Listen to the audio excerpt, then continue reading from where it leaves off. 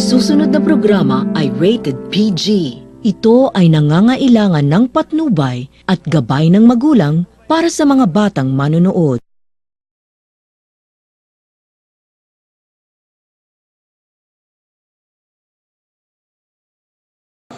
Guys, ang topic natin ngayon. Topic natin ngayon ay 4Ps. Pero ano ba yung 4Ps? 4Ps, Pamilya, Filipino Pamilya Program. May research si Darren dyan. Oh, ano ba research mo, Darren? Yes, guys. Based on my research, yung Position Cash Transfer Program ay isang programa na tumutulong sa mga less fortunate kababayan sa Pilipinas. Pero ayon sa research ko, may mga condition din muna na kailangan ma-meet yung isang masulat na tao para mabigyan siya ng financial support. Anong condition? So, kung isipin, successful siya sa ibang country. So, ang primary objective niya actually is social assistance.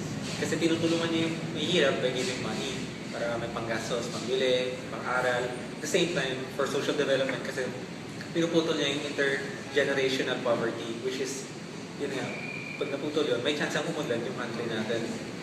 Okay. So, may millennium goals din yung 4Ps.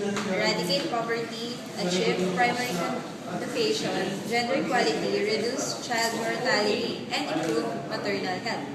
So, pwede ba lahat dyan? Pwede ba may mga requirements dyan? Actually, meron siya.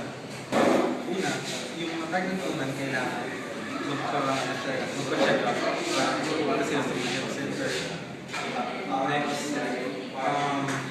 Next, parents natin, kailangan natin sila ng sessions kasi bigyan sila ng pera. So, kailangan nila matutunan kung paano gastusin yun. May nabis na lang seminar. Parang order pa yan. Actually, parang ganun siya. Pag may nabis ka seminar, hindi mo makukuha yung pera. Sa month na yun. Kaya yun yung isa sa mga itatakan natin ng problema namin kung bakit na-delay yung pag-transfer ng pera sa mahirap. So, next is, yung mga anak nila, 0 to 5, kailangan may monthly check-up sila kasama.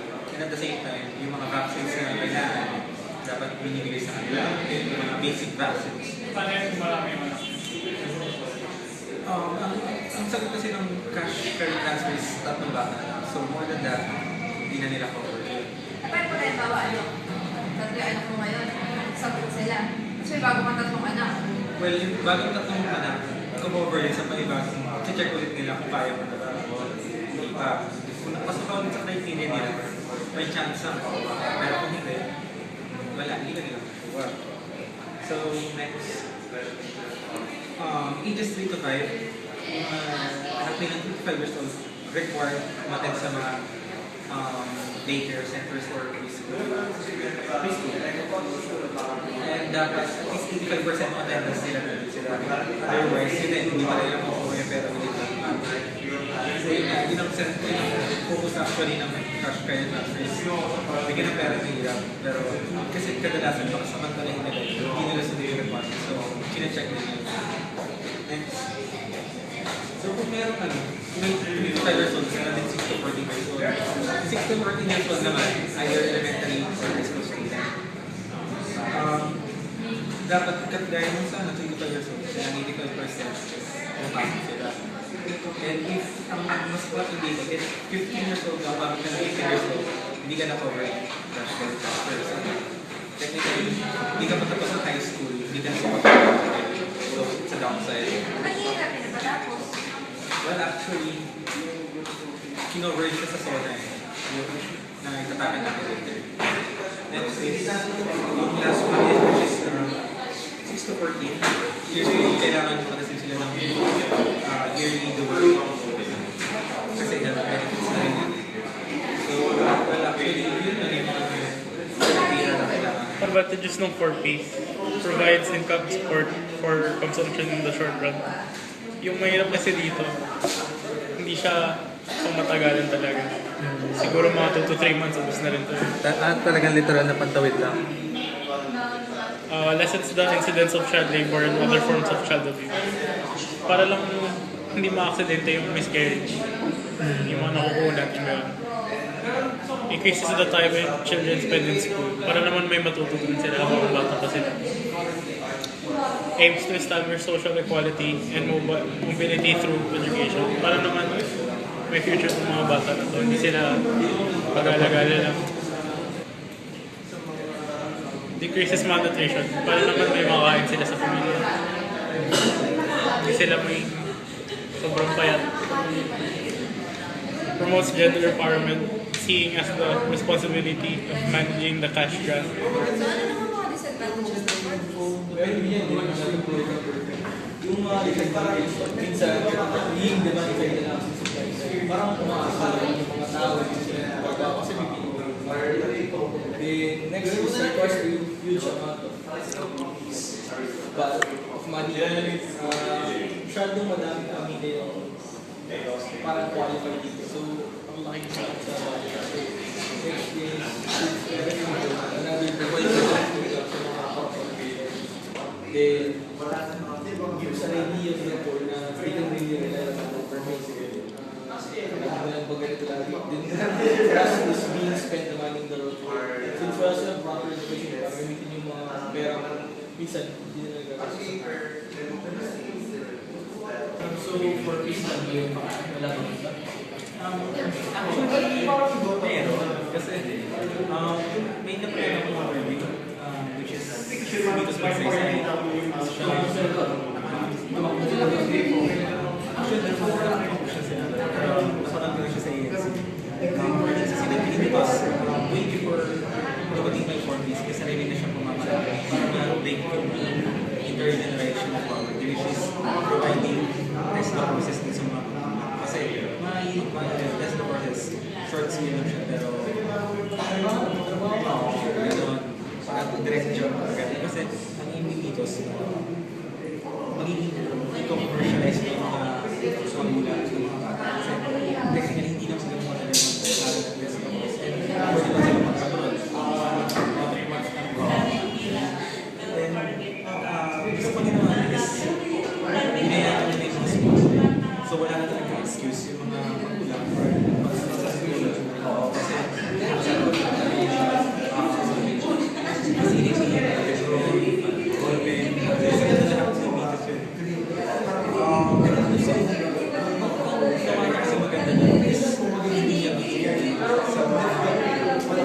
sa mismo beneficiary. Ginawa niya siya yung kasi yun, talaga alam niya actually, ginanong siya kung sure parang sobrang yan. Sinabi lang doon, isip mo yan. Magulungan siya mag-budget pero binigay sa kanya ng pera. Fair times doon. Kailangan niya kung masasabi niya yung pera. Kasi, well, gastos na ito na yun. So, may mga na-interview din kami na beneficiaries ng 4Ps. Unang-una sa mga bata, sa 3 kong anak na katulungan sa 4Ps. Sila ay natutugunan ng pangangailangan, lalong-lalo na sa school at sa bahay. Malaking pagbabago kaysa noon at ngayon. Set, makulay! Noon kami nagpapa-check up. Ganon din noon, kahit nung wala rin 4Ps. Kami, pag nagpapa-check up sa center namin, wala rin libreng gamot. Minsan lang. Tapos ngayon, itong may 4Ps na kami, pag kami nagpapa-check up, ay reseta, binibigyan kami, binibili din namin. Yun ang sabi ng midwife dito sa amin.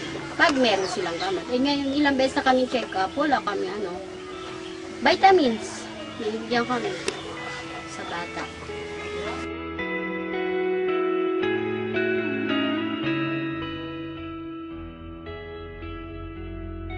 Ngayon na nga iniisip ko kung halimbawa kami matanggal kung matapos na yung 5 years naming kontrata.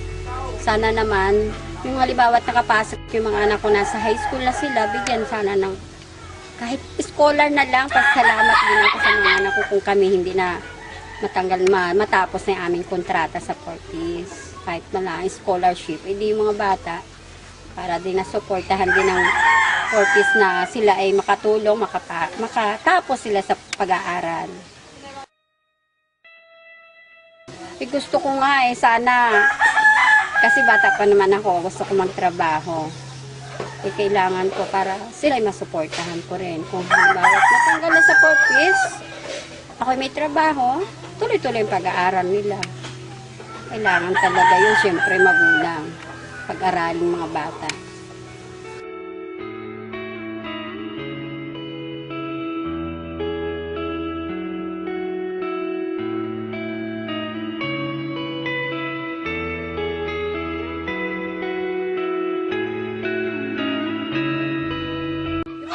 Sa tungkol naman sa sahod namin, kasi hindi naman pare-parehas.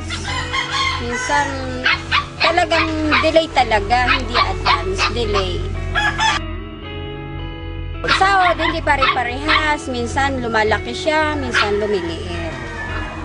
Tulad dito, pag nakaraan namin itong buwan sa last na sahod namin, lumaki, tumaas siya. Kasi nakaraan, mababa talaga siya. Malaki binagbago.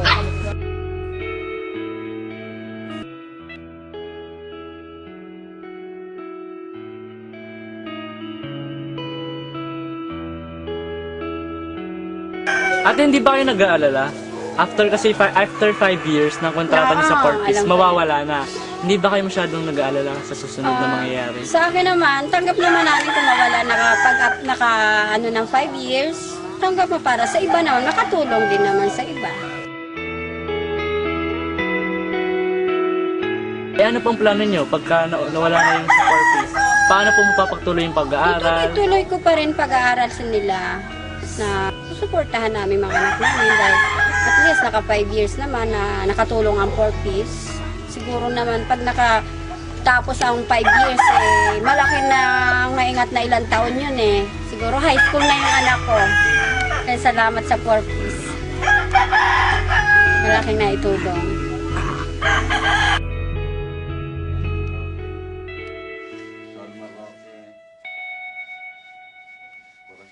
Nakilala naman namin si Mang Antonio. Dati naman siyang miyembro ng 4-piece.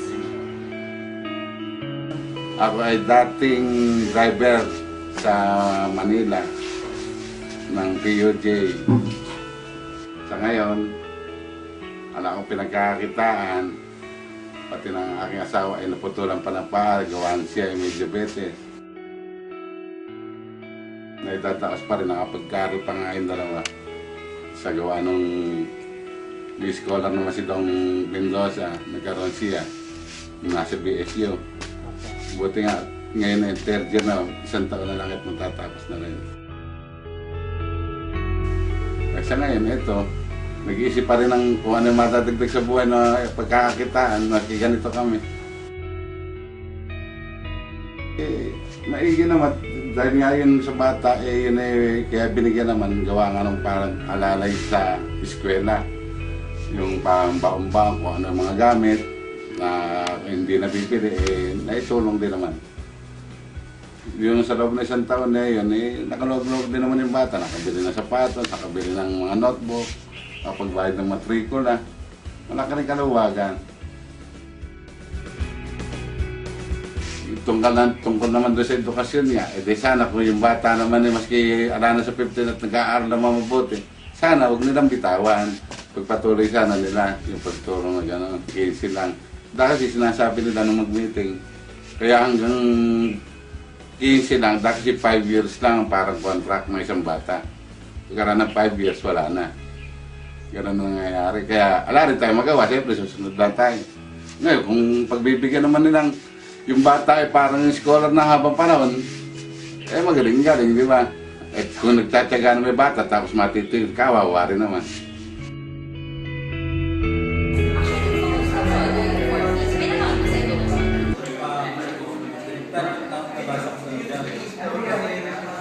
Kaya ito yung pinaka-successful na government project.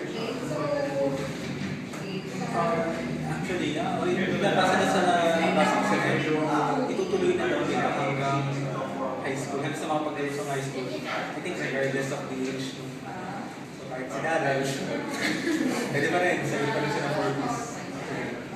So, Ay, yung hanggang 3 children lang. Ganun ba din yan? okay lang to hanggang 3 children. Kasi parang gusto nilang gawin ng bata. Kasi noong una, hindi naman nila quality. na yung quantity over quality pa. Parang gusto nila pagandahin na yung yung submission na nakuha ng mga beneficiaries yun siguro sa kanila paparamihin. Kasi pinagayabang nila naman natin sa mga marami. So I think yung quality naman yung gusto nila.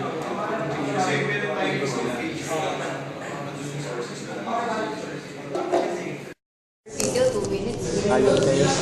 Okay na yan, para hindi na talaga. So, yun lang ba? Actually, sige, wrap up na. Anong sa tingin niyo meron support? Okay naman yan. Kasi sa wala. Agree ba kayo?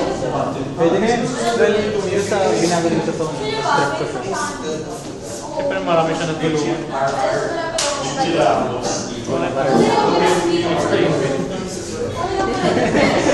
Okay.